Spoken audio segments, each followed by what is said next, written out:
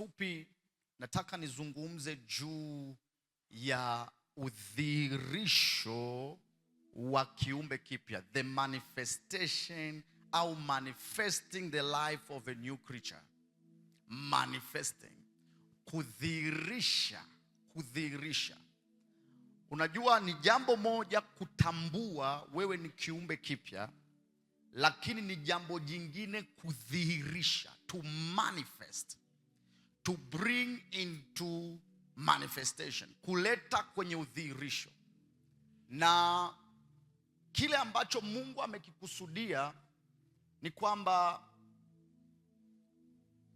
katika nyakati hizi na muda huu ambapo Mungu anazidi kulipa kanisa au kuwapa watu wa Mungu ufahamu na uelewa, lakini zaidi ya hapo anapolipa kanisa kitu kinachoitwa conviction, true conviction, ushawishi halisi wa ndani wa kile kinachotakiwa kuaminiwa, kile kinachotakiwa kufanyika. Kwa sababu katika utumishi ambao Mungu ametuita na maono ambayo Mungu ametupanda kuyatekeleza ya ufalme wa Mungu, mmoja ya mtaji mkubwa ambao unaweza ukamweka mtu akabaki kwenye mfululizo, akabaki kwenye nguvu, akabaki kwenye kutokurudi nyuma, akabaki kwenye udhihirisho wa kile ambacho hawezi kugeuka kwenye imani au kutembea kwenye mashaka, au atie mikono ndani ya kitu na kisha ageuke.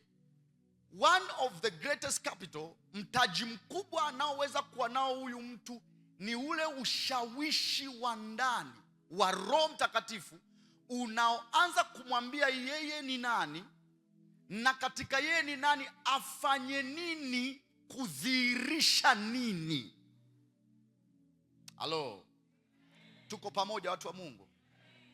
Amen. So lazima pawe na manifestation, lazima pawe na udhihirisho, lazima pawe na conviction iko ndani ya mtu inayompa mtaji wa yeye kuingia kwenye kila anachokisema Mungu. Kwa sababu msingi, wapendwa, msingi mkubwa wa hichi tunachokifanya sio tu mawazo yetu. Hapo ndipo ambapo tunafika mahali lazima tuanze kujua, why are we doing what we are doing? Kwa nini tunafanya tunachokifanya? Kwa nini tunakwenda mbali zaidi? Ukisoma maandiko, kuna kitu ambacho nilikuwa najifunza kuhusu Mungu na Ibrahim. Unajua kuna kipindi Mungu alitaka kujua Ibrahim, how far can he go? How far can he go? Mungu anapotembea na wewe, kuna namna huwa anataka kujua unaweza kuthubutu kwenda umbali kiasi gani na yeye. Yaani sawa umemkubali, sawa umemwamini, sawa unafurahia maneno ya imani, sawa unafurahia baraka na kila kitu, sawa unafurahia uwepo wake, lakini unaweza kwenda naye mbali kiasi gani? How far can you go with God?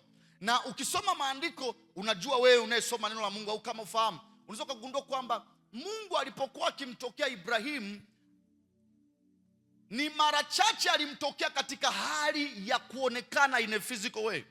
Mara nyingi alisema na yeye kwenye ndoto, alisema na yeye kwenye maono. Lakini kitu ambacho unakiona kwenye sura ya 18 ya kitabu cha Mwanzo, unakutana na malaika ambao anakuja na Ibrahim amekaa mahali ni kana kwamba alikuwa hana issue. Look, ukifuatilia ile andiko na ile scenario, unagundua kwamba ni kama Mungu alikuwa amekuja kutembelea project yake ya kumtengeneza Ibrahim. Ameshamtokea huko nyuma, and this time anamvisit kuja kukagua mradi wake aliyouanzisha. Let me tell you something.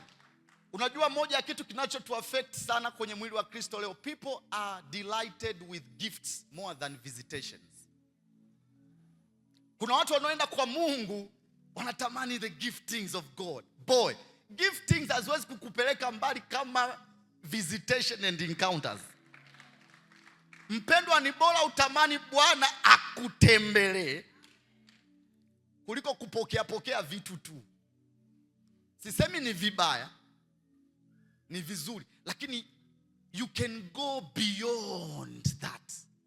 Unaweza ukaenda mbali. Sasa Bwana alishaanza na Ibrahim, kamtoa kule kwa babake, kaanza kushughulika naye, katembea naye kama wewe ambavyo Mungu ameanza na wewe, amesema na wewe. Kuna namna ulivyokanyaga destiny, kuna neno moja tu lilipokea, ukasema this place God is here. Unajua kuna namna uliingia. Kuna wengine walikuja kama kutesti tu zali, yani umekaa pale unasema let me hear, and the moment uliingia, Mungu akasema kitu. Kina kitu unajua encounters zitofauti. Kuna wengine mlidondokewa, kuna wengine mlipigwa, kuna wengine yani depends lilikuja kujaje. Haleluya. Sasa Mungu alivyoanza na huyu jamaa, akasema this time sitaki kutokea tena kwenye issue ya ndoto kwake. I'm not going to appear to him in a vision anymore. Sitaki kutokea kwenye ndoto, sitaki kutokea kwenye maono. Nataka nikuambie mwaka huu Mungu anaenda kuchange a way of appearing to you. Hey! Mungu anaenda kukupa a different experience. Inaweza isiwe hiyo tena ambayo ulikuwa umezoea. Mungu anaporudi kutembelea project yake kwenye maisha yako. Akarudi kwa Ibrahim kwenye sura 18, anapoattend kitu ambacho kilifanyika ni kwamba hakutaka kujitambulisha. Alitaka kujua kama Ibrahim ana upeo wa kutosha wa kumtambua aliyeanzisha kazi kwenye maisha yake. Pige mkono jirani yako, mwambie Mungu anataka ukue. Amen. Akataka kujua. Kwa hiyo kicho cha kwanza kilichompa nguvu Ibrahim ni uwezo wake wa kutambua hawa watu ni kina nani, ujio ni upi. Haya mambo, kuna mtumishi wa Mungu mmoja alisema hivi, kuna watu hawezi kumtambua Roho Mtakatifu akija ibadani hata kama amevaa suti na koti. Hawawezi mjua. Yaani Roho Mtakatifu anaweza akaingia hapa amevaa kofia, amevaa jacket. Mwambie mwenzako anaweza. Alimfanya Yesu kuwa mwili, sio mchezo. Anaweza kufanya hizo mambo. Amen. Akatokea hapa na watu wasijue kwamba huyu ni Holy Spirit yuko hapa. Lakini Ibrahim aliperceive from afar, na alipoona akagundua hawa jamaa ndio wale walioanzisha project kwenye maisha yangu. Kuna kitu wameanzisha into my life. Lazima niwasogelee, nianze kutengeneza mazingira ya kujua kuna nini wamebeba. Biblia inasema waliposogea, Ibrahim akaanza kujieleza cha kufanya. Napenda sana majibu ya wale watu waliofika pale. Of course mmoja akiwa ni Bwana Yesu, lakini kwenye the situation ya kabla hajaja kwenye mwili, akiwa nabeba manifestation nyingine. Akaanza kujieleza Ibrahim juu ya mambo anayotamani kuwafanyia. Unajua mimi nilitegemea wale malaika au wale watu wangemwambia, wajua Ibrahim usijichoshe. Ni kama vile tunavyopokea wageni. Asema Bwana mimi msihangaike kwa jangu, unajua mimi nimpita njia tu. Najua Mungu awabariki. Unajua ule ukarimu wa Kitanzania ule mzuri, jamani msitaabike. Lakini hawa jamaa wakamsikiliza. Akaongea, akaelezea mchakato mzima wa kile anachotaka kuwafanyia. Niwachinjie, niwanawishe miguu, niwapikie, wanamsikiliza tu. Nifanye hivi. Alafu maandiko yanasema hivi, wakamwambia hivi, fanya, wakamwambiaje? Afanye kama alivyosema. Yani asipunguze. There was no, oh boy. Walimwambia tumekusikiliza. Sisi tuko tayari kupoteza huo muda. Unaweza ukaelewa kwamba kuchinja, kuandaa, kupika, hawa jamaa wamekaa tu kwenye hema yake, ni kana kwamba hawana pa kwenda, and wametulia pale, wanamwambia tu fanya kama ulivyo. Si ndio wasema hivi? Wakasema haya, fanya kama ulivyosema. Yaani usipungue, na sisi tuko hapa kutulia. And this time these people wakawa wamekaa wanagonga story, visitation.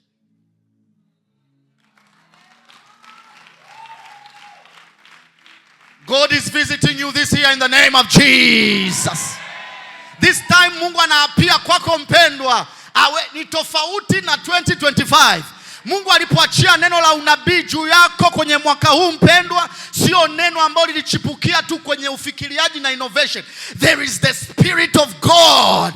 Kuna Roho wa Mungu ambaye huzungumza, naye anapozungumza mambo hutokea, mambo hufanyika, mambo hutengenezeka, mambo huumbika, mambo hujengeka. Yasiyokuwako yanafanyika, mambo ambayo ni historia yanakuwa halisi. Sema haleluya.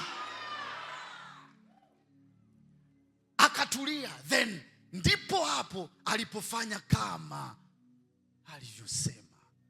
Bwana anakusubiria mwaka huu ufanye kama ulivyosema. Bwana atakutembelea. Wewe you are a project of God. Don't doubt that. Mwambie wenzako wewe ni mradi wa Bwana, wala usipate mashaka juu ya hilo. Na Mungu atasema huu wakati sintarudi kwako kwa ndoto tena. Siji kwako tena kwa maono. Siji kwako kama pastor, unajua kuna kitu nakisikia hapa, nakisikia huku rohoni, ni kama vile naona. Mungu anasema sasa hivi siji hivyo. Nataka niapie in a way you will know it's me. Utajua ni mimi na utakuwa na mashaka. Alafu nataka niangalie how far can you go. Muulize jirani yako, unaweza ukaenda na Mungu mbali kiasi gani? Haleluya. Kwa hiyo Ibrahim akafanya.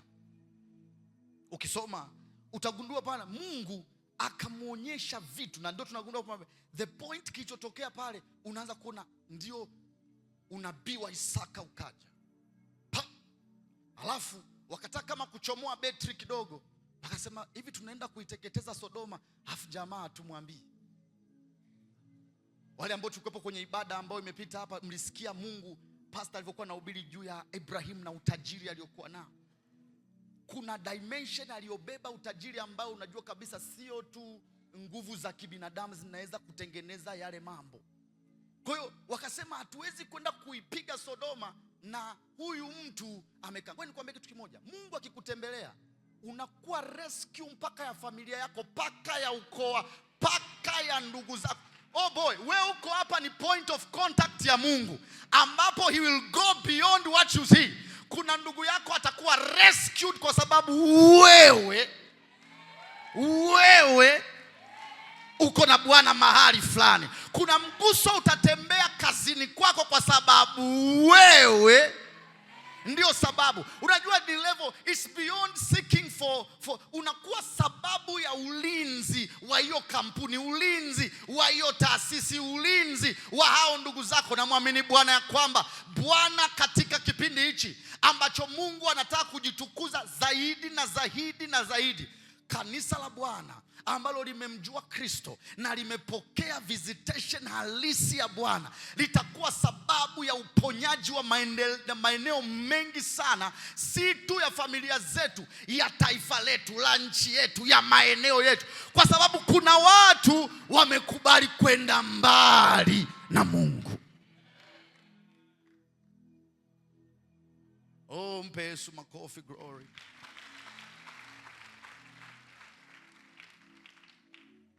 Wakorintho wa pili 5:15 nataka kufundisha juu ya udhihirisho wa kiumbe kipya. Wakorintho wa pili 5:15 Biblia, najua ile andiko unalifahamu sana na umelisikia tena na sana. Nataka uangalie maandiko yanavyosema. Yanasema hivi: tena alikufa kwa ajili ya wote, ili walio hai wasiwe hai tena kwa ajili ya nafsi zao wenyewe, bali. Nataka uelewe kitu kimoja hapa, nataka kukifundisha. Listen to. Kwenye udhihirisho wa kiumbe kipya, ulimwengu wa roho unataka kujua unaamuru vitu ukitokea wapi. Unasema vitu ukitokea wapi. Ndio maana nasema hivi, kwenye ulimwengu huu, the moment ukianza tu kufanya vitu ambavyo sio vya kawaida, watu wanaanza kuhoji mamlaka yako. Yaani ukishaanza kutoka kwenye kawaida, people they question the authority behind you. Hata Yesu alimwambia, kwa mamlaka ipi unafanya mambo haya? Uelewe kwamba the moment tutakapoanza kumanifest udhihirisho wa hichi nachoenda kukisema, our authority will be questioned. Na lazima uwe na nguvu ya kutosha ya kujua unayoyafanya kutokea wapi. Lakini what is the dimension? Ni kule unakotokea. Sasa Mtume Paulo anafafanua kwamba anasema alikufa kwa ajili yao wote, ili walio hai wasiwe hai tena kwa ajili ya nafsi zao wenyewe, bali kwa ajili yake yeye aliyekufa akafufuka kwa ajili yao. Twende mstari unaofuata. Anasema hivi, angalia anachokisema Paulo. This is very powerful, nataka nikuonyeshe kitu. Anasema hivi, hata imekuwa sisi, wangapi ni kina sisi? Unajua Paulo anaposema sisi lazima ujue kujoin ule usisi wao. Hautakiwi kuisoma hiyo Biblia kama hata imekuwa wao tangu sasa. Sisi. Na yani kina sisi wale ndio kina sisi. Kina sisi ndio sisi wale. So lazima tuwe tunajua how to join ourselves in such convention. Mpendo, ukichukua Biblia ikawa ni ya shelf na hauna usisi, lazima utapigwa sehemu nyingi sana. Anasema imekuwa sisi tangu sasa hatumjui mtu awaye yote kwa jinsi ya mwili.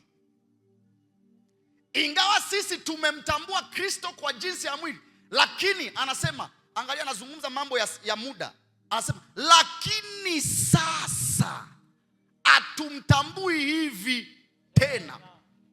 Nataka nikupitisha kwenye vitu vitatu hapo haraka. Tutasoma mstari unaofuata kwa sababu tumeshausikia sana.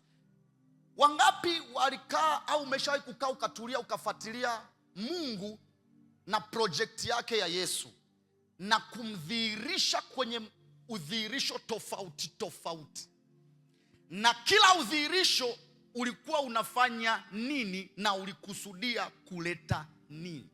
Kwa sababu kila udhihirisho wa Kristo ulikuwa na kusudi lake na makusudi yake ya utekelezaji, na kila udhihirisho ulikuja na kitu kingine. Alafu amazing enough, kila udhihirisho ulikuwa ni uumbaji mpya ambao haukuwahi kuwepo mwanzo. Watu hawajui kwamba Mungu alikuwa anaumba kitu kipya, anakipachika kwenye identity ya Yesu, ili Yesu akidhihirishe kwenye dispensation hiyo, alafu aumbe kingine, amvishe Yesu, akidhihirishe tena, alafu aumbe kingine. So tunagundua kwamba dispensation ya kwanza, awamu ya kwanza, Yesu ni neno ambalo halijawahi kuvaa mwili, halijui mwili. Kwa hiyo lilihitaji kuumbiwa mwili ili neno liwe mwili. Jesus has never had a body of that kind. Nilikuwa nawahubiri siku moja church, nikamwambia hivi, unaweza kufikiria kumlea Yesu kama mtoto ndani ya nyumba. Pastor Fred alikuwa anazungumza kuhusu watoto wanapanda na shika sikio. Hivi mnajua Mungu hakuleta malaika wao anamlea Yesu. Yaani hakuna malaika alikuwa anamnyonyesha Yesu pale nyumbani. Take that.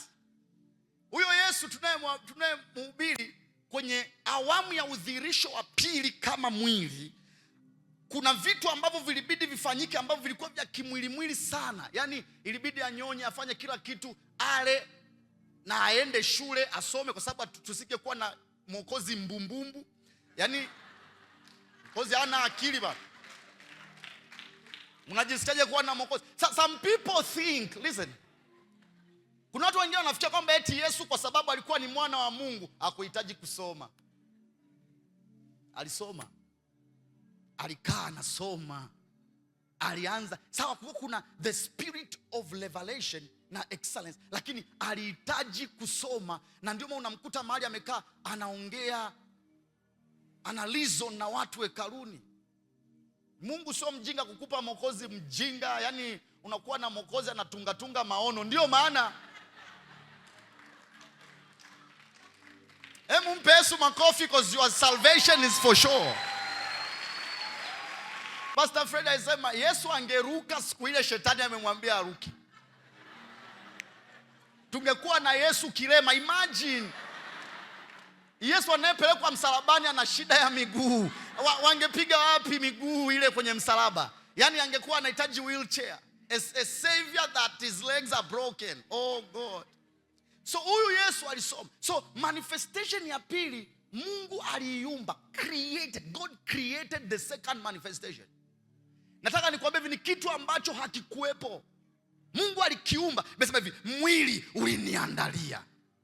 Mwili uliniandalia. Kwa Mungu aliandaa mwili compatible kwa ajili ya ile kazi. So baada ya Yesu kufanya ile kazi yote ambayo alitakiwa kuifanya miaka 3 kabla mwili hauja expire, kwa sababu expiration ya ule mwili ilikuwa ni 3 years and a half kwenye huduma, lakini ukijumlisha na zile za kuzaliwa sasa na za kuishi.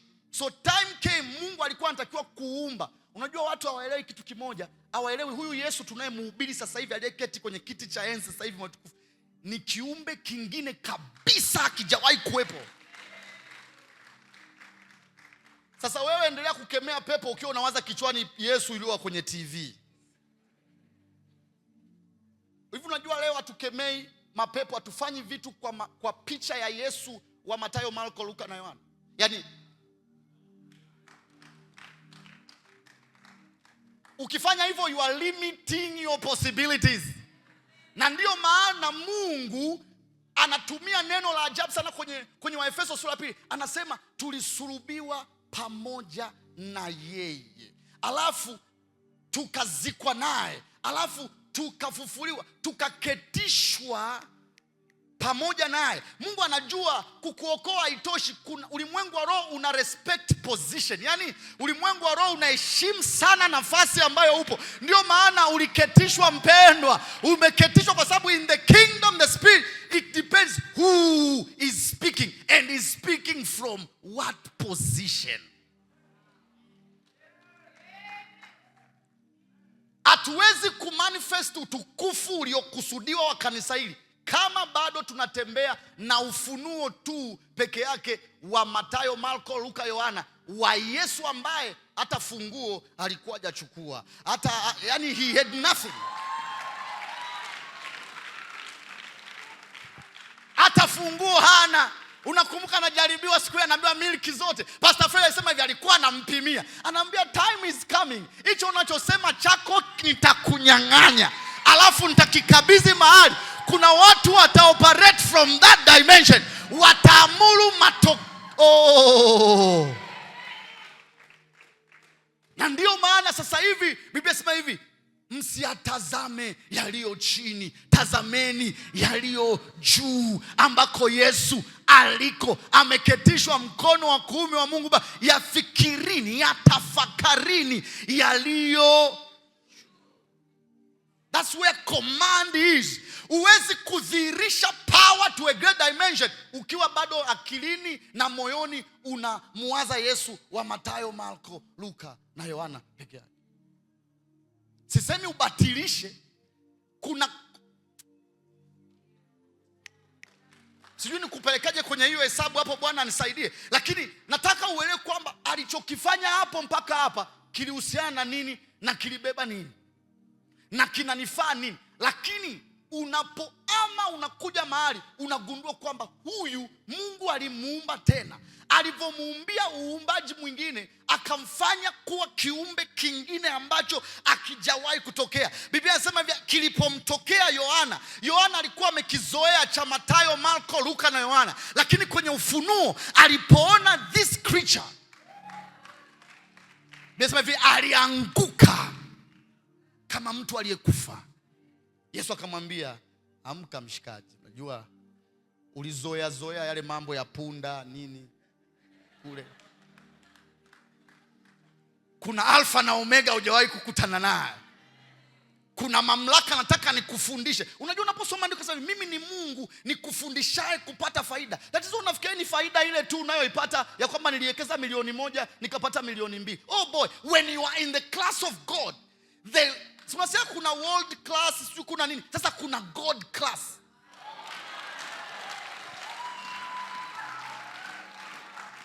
Na hapo ndipo Mungu anapokufundisha faida, anakufundisha zaidi, alafu mwisho wa siku anakufanya wewe unakuwa faida. Yaani wewe mwenyewe your identity. Mwambie jirani yako, wewe ndio faida ambayo Mungu ameitengeneza.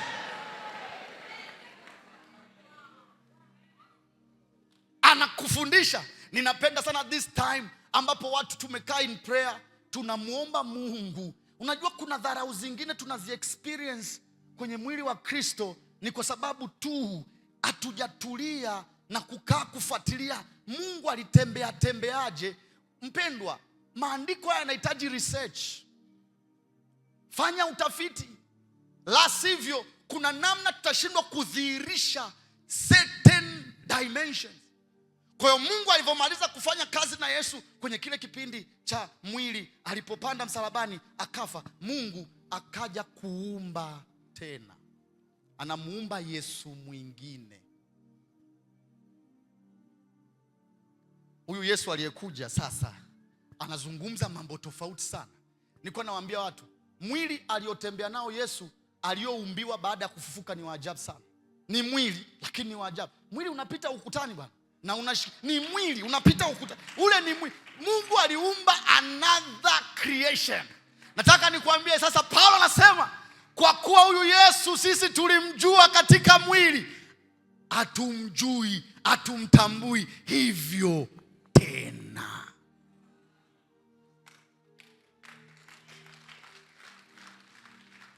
Eti ukishamaliza kutambua unafanya nini? When you finish to know, ukishaanza kujua unasema, oh, kuanzia leo mimi umaskini kwa hili. This is it. I'll never be broke in my life again. I'll never suffer in my life again. Sintapita. Unajua kuna watu wanasema hapana pastor, unajua kuna mahubiri mengine yanaonesha kama mna kiburi. Naomba nikwambie kwa unyenyekevu wote, with all humility, with all, hichi sio kiburi. Don't confuse confidence with pride. Usichanganye ujasiri tulionao kwa Bwana na kiburi. Unajua ukaongea kitu watu wakasema una kiburi, kumbe wewe unajua, unafahamu kitu. Unaelewa kwamba ninatokea mahali fulani. Mstari wa 17. Hata imekuwa sasa. Oh boy. Hata imekuwa mtu akiwa ndani ya Kristo. Kristo yupi? Sio wa Mathayo, Marko, Luka yo. Kristo yupi? Sio hapo mwanzo kulikuwako neno. Kristo yupi? Huyu hapa, the glorified Christ. The new. Asema hata mtu akiwa ndani ya Kristo amekuwa kiumbe kipya. Msio mnahubiri neno kufuta dhambi tu. Ya kale yamepita, dhambi zangu zimeisha. Kuna siku moja aliwahi kuja dada mmoja akilia kuhusu dhambi zake pale kanisani. Ni mpendwa. Tena alikuwa amekuja kumshutumu mshirika mwingine aliyemwangusha dhambi. Hapo kaja analia, anatoka makamasi pale. Mimi ni mwenye dhambi pastor. Sidhani afu nimeangushwa, nimepotezewa. Nikamwangalia. Unajua kuna dimension iko juu kule ambapo Mungu anapoiangalia dhambi na moyo wa toba, kwani kwamba hivi, there is no sin that is too big that God cannot destroy.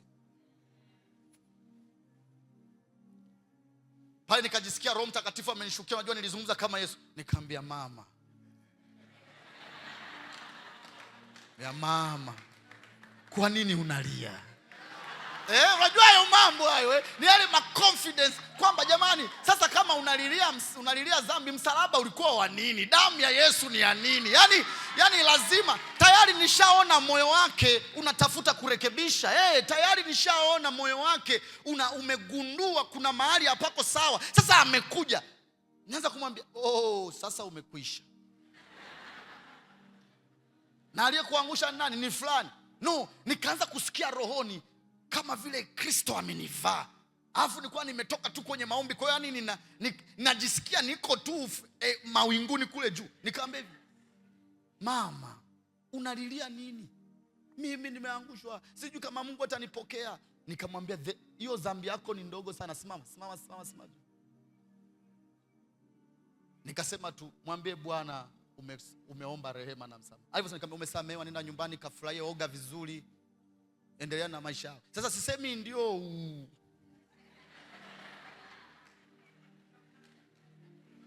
nadhani unanielewa. Lakini Mungu there's power over sin. Na mtu akiwa ndani ya Kristo anakuwa na ability over the flesh. Ashukuriwe Mungu sana. Hata kwa mfungo haya pastor alikuwa anafundisha, anasema katika mfungo huu your spirit inakuwa more alive, ina catch up vizuri.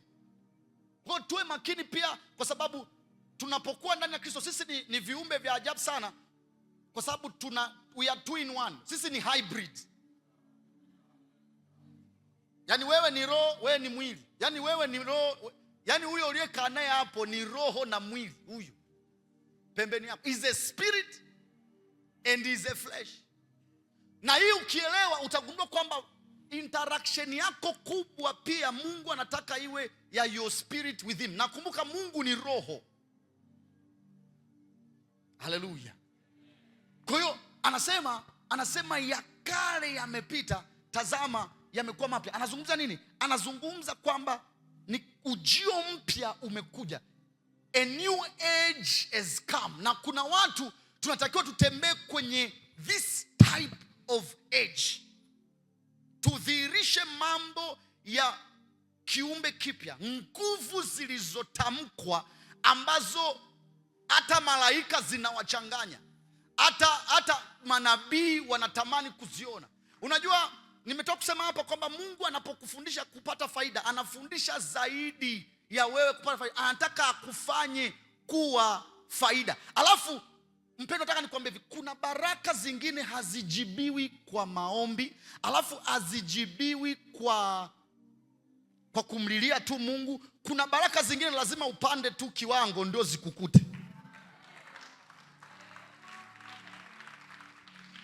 Kwa sababu hizo baraka leli yake haipiti huko wewe uliko, hama location. You got to change. Nadhani unanielewa mpendwa. So Mungu anakuja anakufanya, unaendelea kuomba Mungu mimi, na Mungu akwambia unajua huku sasa siku hizi, yani hiyo ngoma unayoomba, hivyo vitu unavyoomba havijibiwi kwa lazima utafute another dimension. You got to grow. Na ndio maana wapendwa niwaambie hivi, unajua kukua kiroho ni mkakati. Watu hawana hata spiritual growth plan. Ana mkakati wa kukua kiroho. Anafikia ipo siku atakurupuka amekuwa kiroho huyu hapa. Sasa mimi sasa hivi nakuwa kiroho sana. No, you got to, lazima uwe na mkakati kwamba this year there are levels I must go.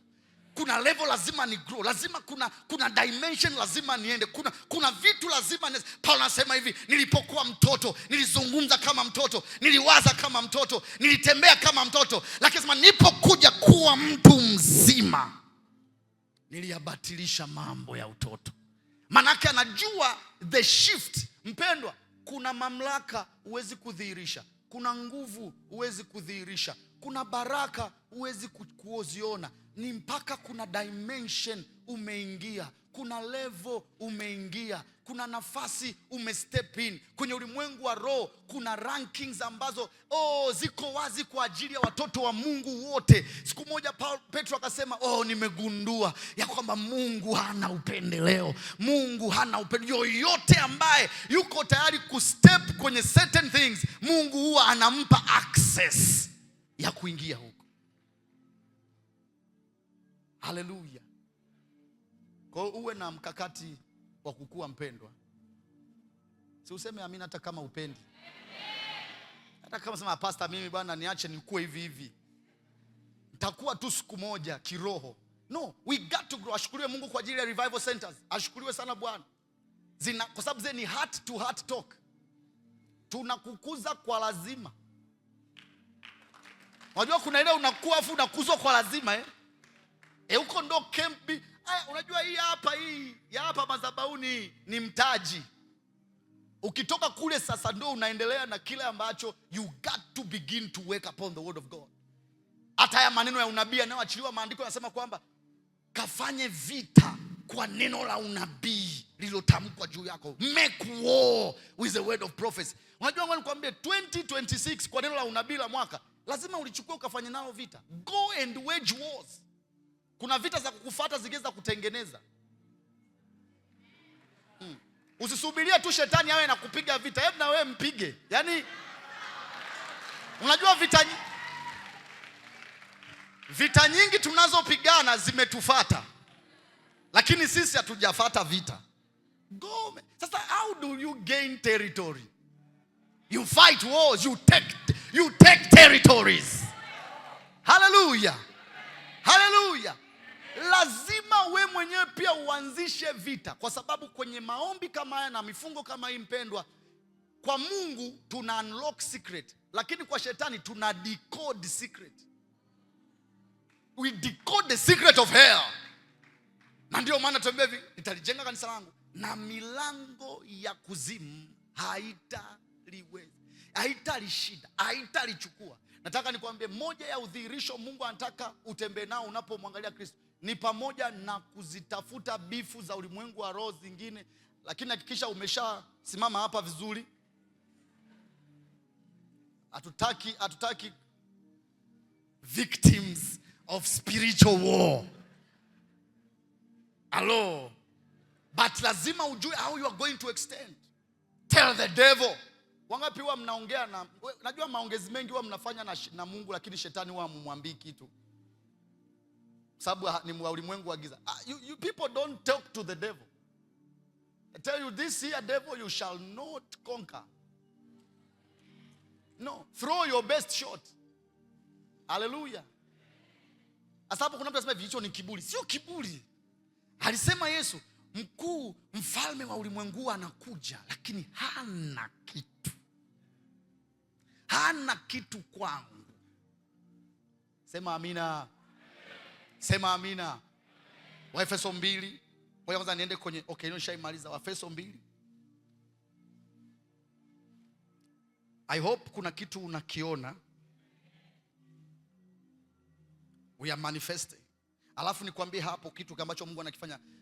Unajua mara nyingi huwa watu wanamuomba Mungu awabadilishe, lakini tunapoingia kwenye hizi season, unajua kuna vitu vingine Mungu hatabadilisha, ataua. Hujanielewa? Wengi tunamuomba Mungu atubadilishe, lakini nataka nikwambie hivi, kuna wakati Mungu atakuua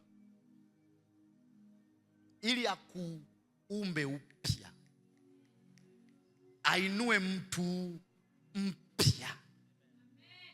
Kwa hiyo there are people that always ask God change me, I want to be a good person, Mungu nibadilishe. Mungu anakuja anasema, mimi sasa hivi kukubadilisha sio agenda yangu, ni kukuua. Kisha nimekuzima kabisa, nimekumaliza, nimekushusha, nimekuteketeza, alafu nikuumbe upya. Ndio anasema Ezekiel, anasema kwamba huyu Mungu huwa afuisha. Wewe nako usiogope, Mungu akikuua atakuuisha. Atakuuisha.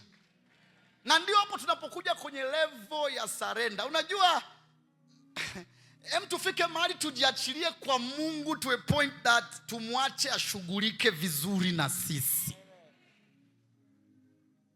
Vinauma, najua wakati mwingine sio vizuri sana, lakini you'll come out mighty. Your power will be not questioned. Hallelujah. Anasema kwenye Waefeso sura ya 2 mstari wa 10. Anasema hivi, maana tu kazi yake. Mgeukie jirani yako mwambie, wewe ni kazi ya Bwana. Wewe ni kazi ya Bwana. Anasema hivi, maana tu kazi yake. Hivi angalia wanayosema, tuliumbwa katika Kristo Yesu. Nilipokuwa nafuatilia hili neno na kurudi kwenye historia yake, unajua kuna creation mbili zilifanyika. Number 1 ni ule uumbaji wa Edeni wa mwanadamu kuumbwa kwa mfano wa Mungu na namna ya Mungu, ambapo kila mmoja aliyekaa jirani yako huyo, hata kama hana nywele nzuri unavyozipenda, lakini anafanana na Mungu. Unajua uliyekaa naye hapo, yani ni the image of God. Ameumbwa, alafu Mungu anampenda hivi. Huwa inaninyenyekeza sana wakati mwingine ninapokutana na watu. Nikitaka nagundua this is the creation of God. This is the image of God. Huu ni uumbaji wa Mungu. So creation number 1 ni Edeni, lakini kuna creation number 2, tuliumbwa tena.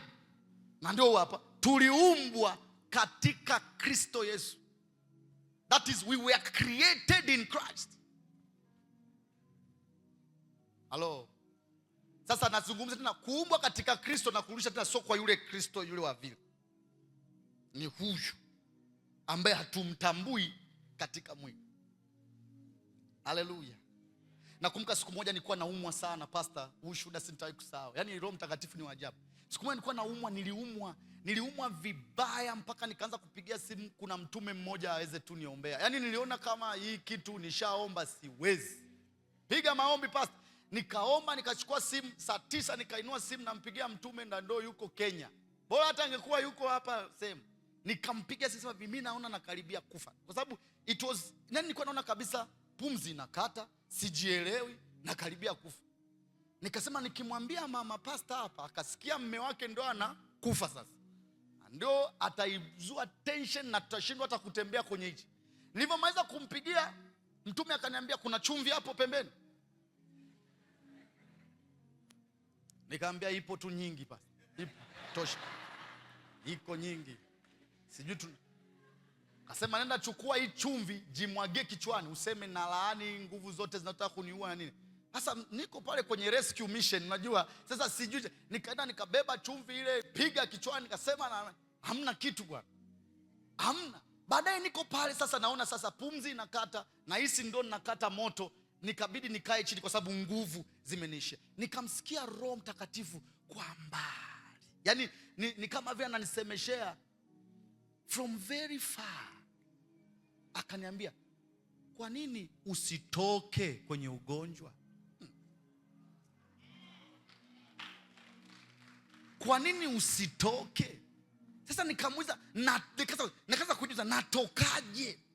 Hivi unatokaje kwenye ugonjwa? Ananiambia, kwa nini usitoke? Nikamwambia nikasema sijui kutoka. Lakini akili ingeke niambia hivi, si usimame alafu utoke.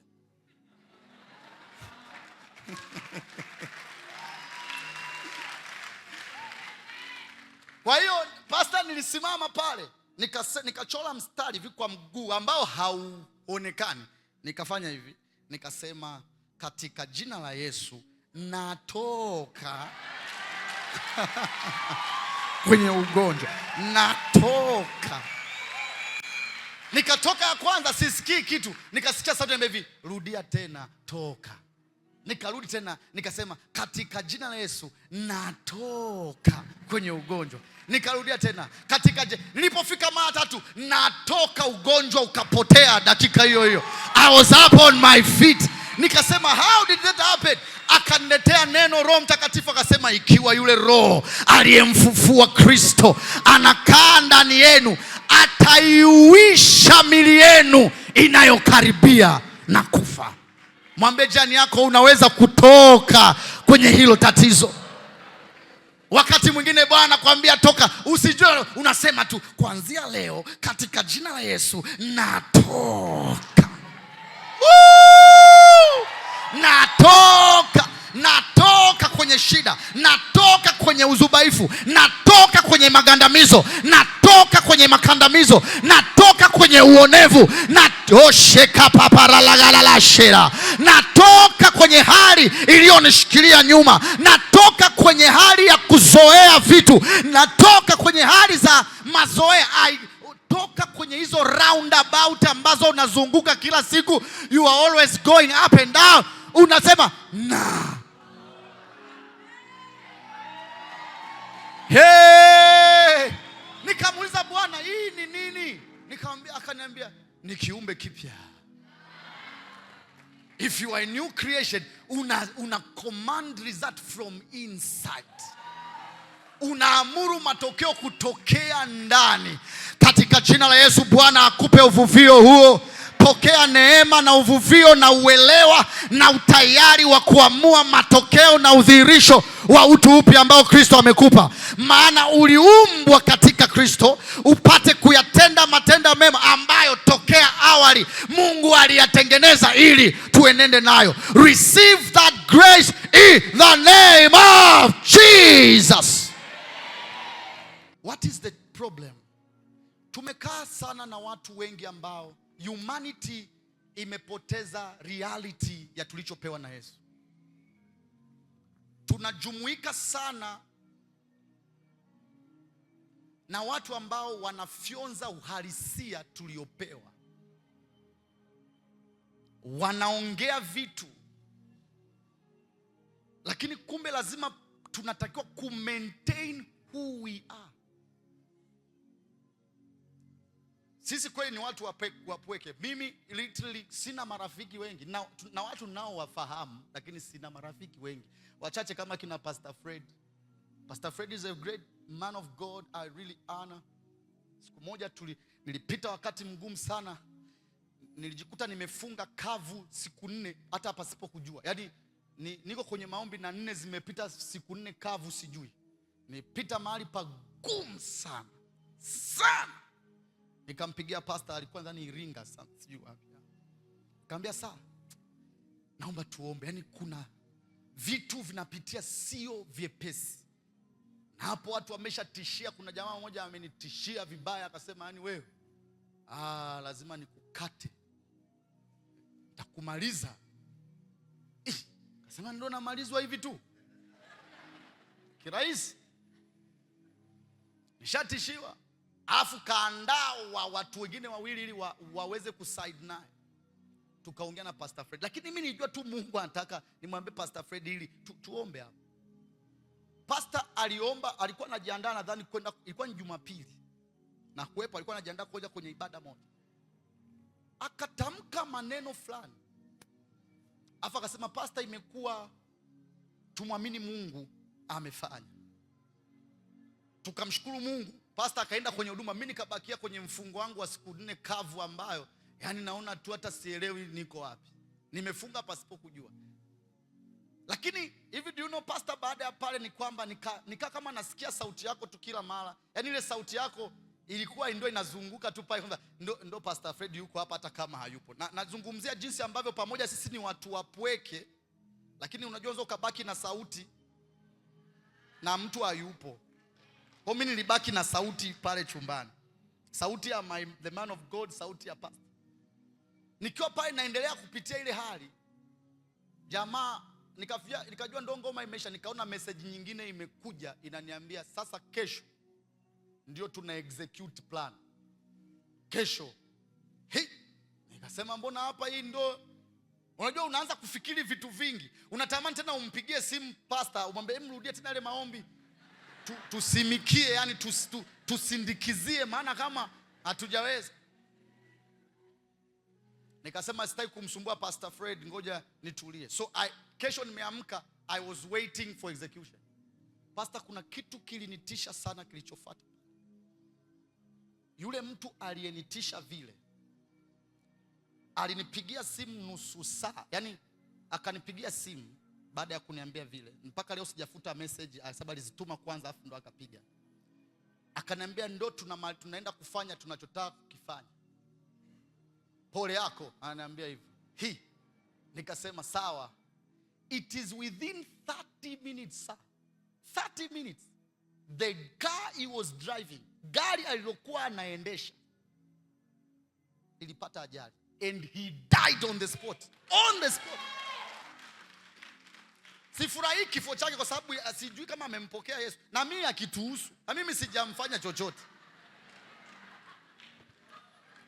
My hands are clean. Aka collapse in that moment. Jamaa ameshapita. Nikasema hii kitu, napigiwa simu fulani amepata hiki na hiki na hiki. Mimi sijamgusa, sijamloga, sijafanya chochote.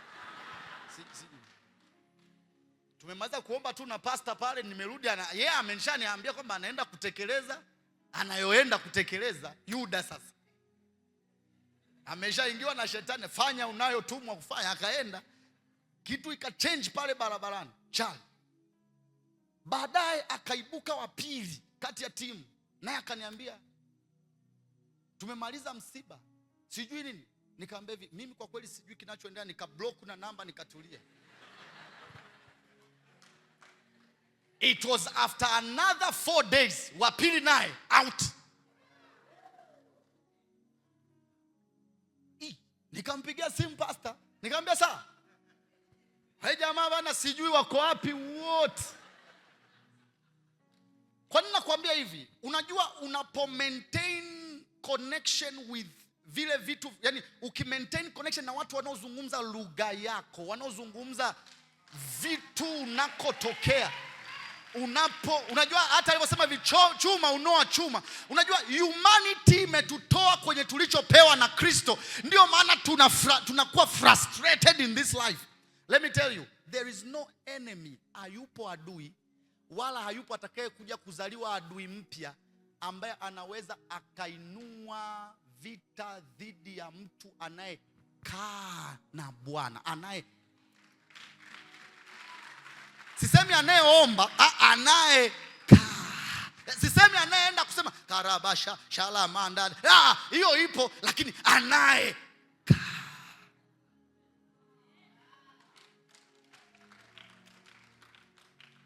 Mungu akulete mahali ambapo atakutengenezea ile kitu inaitwa meza machoni pa watesi wako. Ile meza inaitwa ameanda. May you receive power after the order of Psalms 23.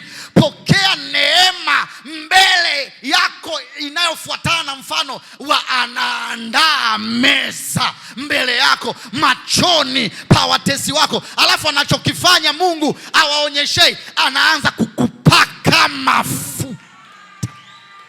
Nataka nikwambie, hayupo adui wa kukuumiza anayeweza kukuweza, kwa sababu unakaa na Bwana.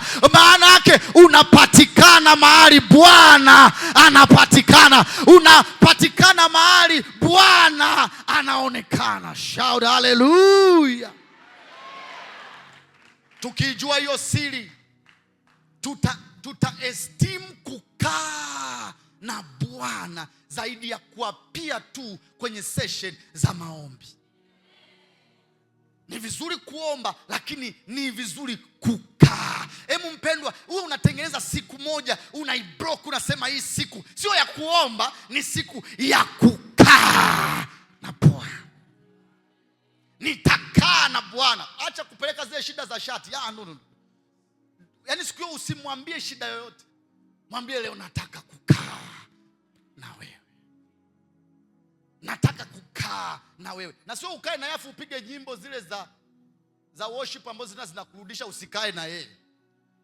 Maintain the atmosphere. Ukikaa na Bwana, mpendwa, Bwana anaimarisha hii kitu. Utu wako wa ndani. Yule kiumbe kipya yule kiumbe kipya ambaye yuko ndani yako anaanza kuthrive. Atatamka maneno. Fikiria Pastor Fred alikuwa amemaliza kuomba, ila mimi nilibaki na sauti. Ile sauti iliendelea. Kwa maana yake maneno yalikuwa ni roho. Nikampigia pastor, nikamwambia saa ile ngoma out. Akamwambia pastor. Hapa alijibu tu majibu marahisi. Majibu marahisi sana. Nataka nikwambie hivi. Humanity, wale watu tunaokaa nao ndio wanatunyonya uhalisia wetu.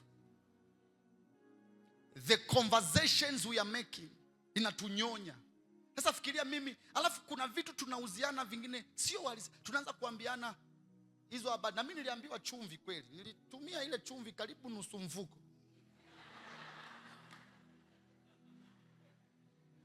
Na kipindi kile pastor, jamaa alikuwa analazimisha ni submit kwake kabisa.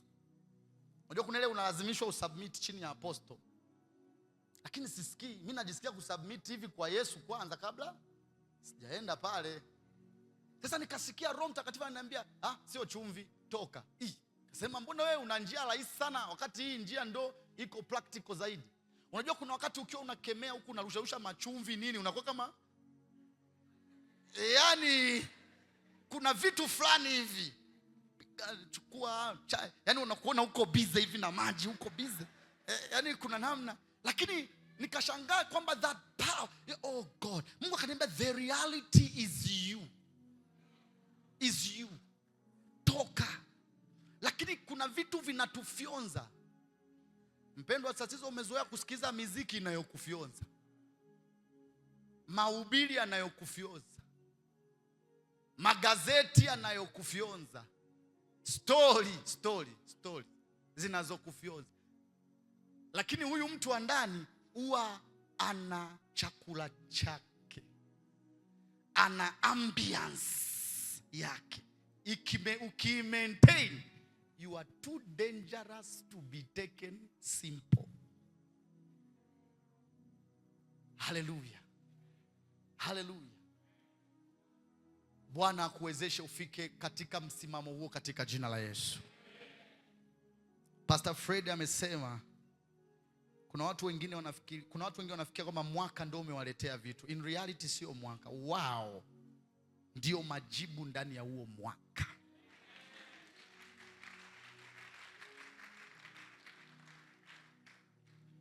You are the reason.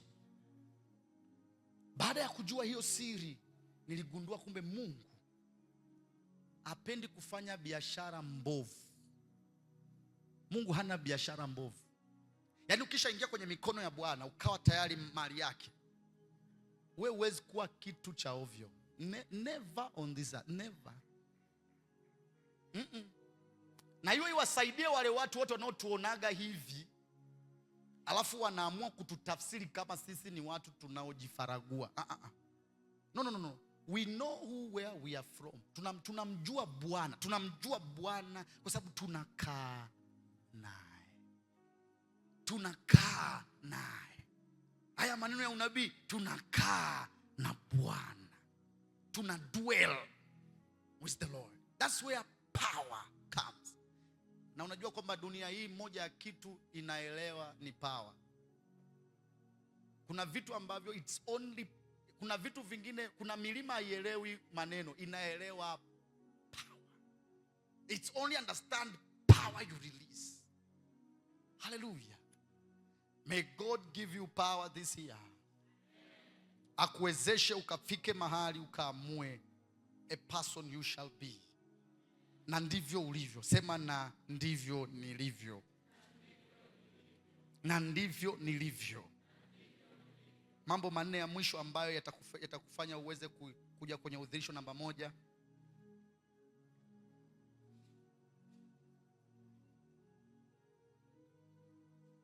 Lazima pawe na shauku ya kudhihirisha. Unajua, huwezi kudhihirisha kama una shauku ya kudhihirisha. Lazima pawe na shauku ya kumanifest. Ili uweze kumanifest kilichoko ndani yako, lazima uwe na shauku ya kumanifest. Lazima uwe na maamuzi kwamba I shall be this person. Huyu ndio mtu nimeitwa kuwa, na ndivyo nitakavyokuwa. That should be a desire. Lazima uwe na shauku. Hallelujah. Namba 2, lazima ujazwe mara kwa mara na Roho Mtakatifu. Stay filled with the Spirit. Jicho la 3. Oh, that's the Spirit of God. Ile ni zaidi ya eagle's eye. Si unajuaga ikikaga kule juu, kuna ile ndege wanatumiaga wale jamaa, inatoka eagle's eye. Ikicheki hivi mnaonwa wote.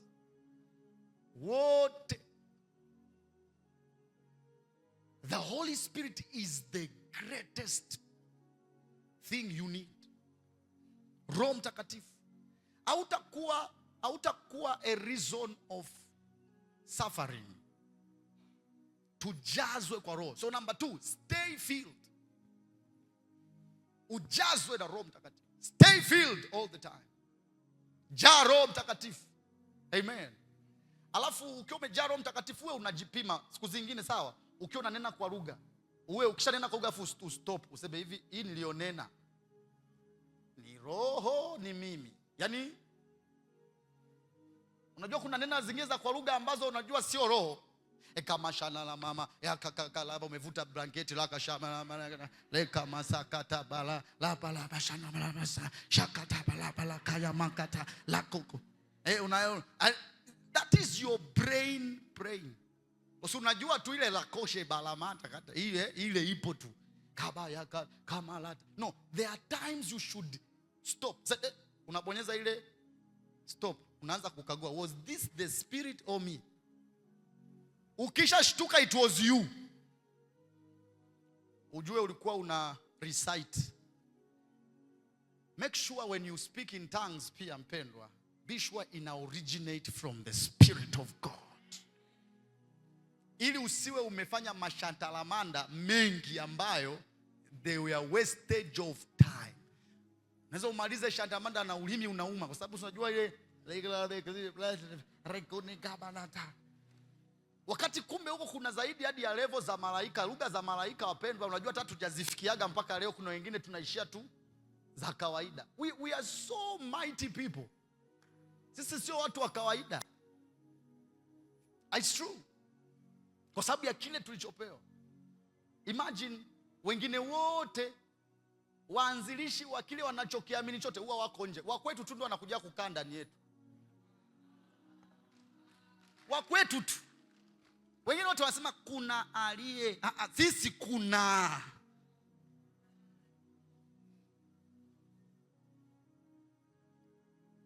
Is within you. Hallelujah. Hivi situmfanye tu Yesu awe proud ya kile kitu alichotufanyia. Unajua eti naumiza, unaokoa watu afu wanakuwa wazembe. Yaani umewaokoa majitu mengi, umeyaokoa. Alafu unakuta unajua sasa hivi tusimtese Yesu. Halo. Mwambie jako usimtese Yesu. So number 2, be filled by the Spirit. And the last one, Mungu amekupanda hapa. Mungu amekupanda. Sisemi amekuleta, amekupanda. Tunaelewa kupandwa? God has planted you. Kitu ambacho kitaweza kukufanya umove kwenye nguvu ni pamoja na kukubali the anointing you see at work.